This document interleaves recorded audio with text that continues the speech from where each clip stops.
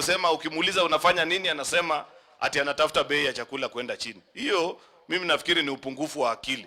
Na ndio maana Wakenya wengi wamekataa hiyo tabia, na sisi tunawashukuru. Mimi nashukuru baka viongozi wenu wa hapa Kakamega.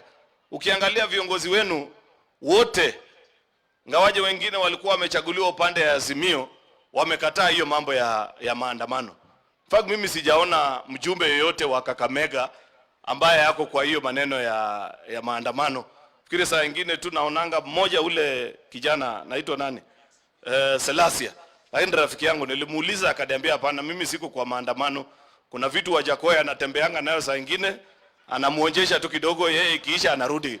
Kwa hivyo hakuna mtu ya Kakamega ati utapata kwa maandamano. Na unaona hata governor, mimi nampatia governor Fernandez Baraza pongezi sana. Governor Fernandez yeye amesoma.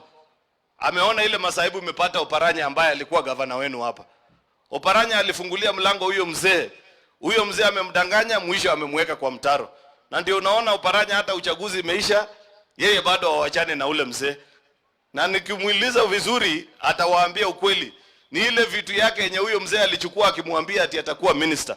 Hasa ukiuliza Oparanya ni nini bado unafuata, anasema sasa nitatokaje kwa huyu mzee, na unajua alichukua vitu yangu akaniambia mimi nitakuwa minister of finance. Ndio baada wako kwa maandamano hati anangojea kukuwa minister of finance. Isafadhali kanisa, mimi nasema muombee gavana wenu wa zamani ajue uchaguzi iliisha, mambo ya finance minister ilienda, na pia ile vitu yenye huyo mzee alichukua hakuna njia ya kupata tena.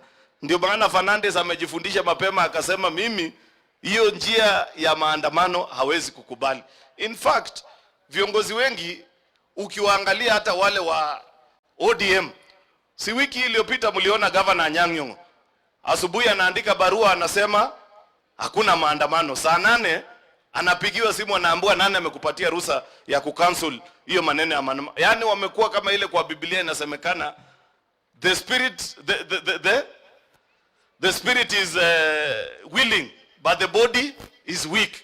Yaani kwa roho yake yeye anajua ukweli, lakini sasa atafanyaje? Na unajua hawa viongozi wa ODM mara nyingi hata wapitishi kwa mchujo. Unaambiwa tunakupatia tikiti, ndio kesho yake kile ile sisi tunasema we unafanya. Bwana hata inastua watu wengi. Mimi nikimuona ati Raila, how can Raila talk about democracy? Mtu anaongoza chama ambaye sheria ya chama ni baba is right. Hakuna kitu kingine. Hauruhusiwi kutumia akili yako, hakuna chochote ambaye utawahi kupinga yenye huyo mzee amesema. Hata wakati mnaona huyu ametupoteza, bado unaambiwa ati wewe tu sema huyo mzee ako sawa. That's why in ODM party, kama nyinyi mnakumbuka vizuri, sababu wengine wenu pengine zamani mlikuwa huko, hakuna nomination inafanyikanga mwananchi apewi ruhusa ya kuchagua mwananchi. All those leaders, ukiangalia county yoyote, Homa Bay, wapi, viongozi wale walipewa certificate ilikuwa ni bure. Sababu unaenda unafanyishwa test usiku, mzee anakuuliza, bahati mbaya nikishindwa hii uchaguzi na niseme nimeshinda, utanipinga? Ukisema itategemea, unanyimwa certificate. So hiyo shida ambayo iko kule, sisi tuwaombee ili Kenya yetu iweze kusimama imara. Na nimuombe tu naibu wa rais, unajua wewe pamoja na rais wetu mliinua Biblia pale Kasarani na mkasema mtailinda katiba.